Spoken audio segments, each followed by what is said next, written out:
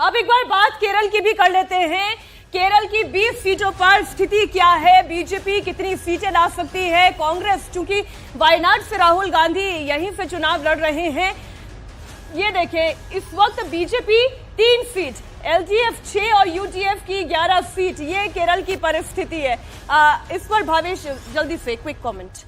देखिए, केरल में लगभग 8 ऐसी सीटें जहां 2019 में बीजेपी का वोट से लगभग 15% से 40% के आसपास रहा था। उसमें से 3 ऐसी सीटें हैं जहां पे बीजेपी अभी एज में है, हालांकि बहुत क्लोज फाइट है। सीट का नाम ले लेती हूँ। तिरुवनंतपुरम कौन जीत सकता है? तिरुवनंतपुरम में देखिए, पिछली 2014 में भी 2019 में भी शशि थरूर के लिए बहुत प्रॉब्लम हुई थी। बीजेपी इस बार अपने केंद्रीय मंत्री को वहां पे चुनाव लड़ेगी और बीजेपी वहां पे एज है। पिछली बार भी जैसे मैंने कहा, यदि उनका सीपीएम के साथ अंडरस्टैंडिंग नहीं होता तो शशि थरूर आप, लेकिन इस सर्वे के बाद जो होगा उसके लिए तैयार है ना भाई?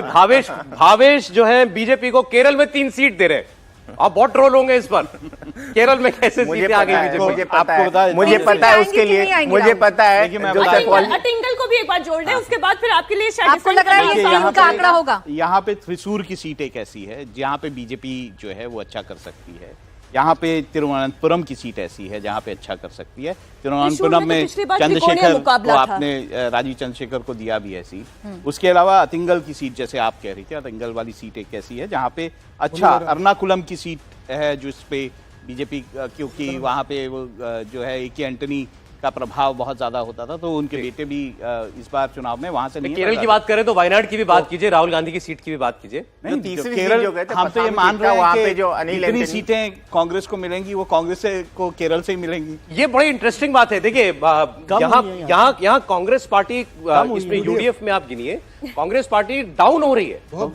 केरल से 15 सीटें, 15 सीटें थी कांग्रेस की, इस बार 11 सीटें यूडीएफ की दिखा रहे हो। यूडीएफ में 2 सीटें मुझे लग रहा है मुस्लिम होंगी, उन्होंने जो उनके जो है आईयूएमएल की 2 सीटें, तो कांग्रेस को 9 सीटें मिल रही है।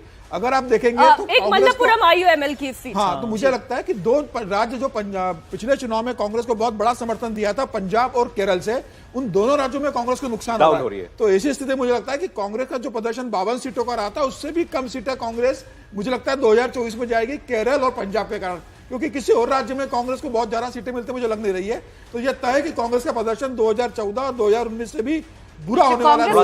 आगे का सर्वे देख लीजिए। क्या पता कहीं से आ रही हो। तो देखिए खराब हो रहा है, लेकिन यहाँ पर भारतीय जनता पार्टी का ग्राफ जरूर बढ़ रहा है। 3 सीटें केरल में बीजेपी जीत सकती है अभी तक के ओपिनियन पोल के मुताबिक।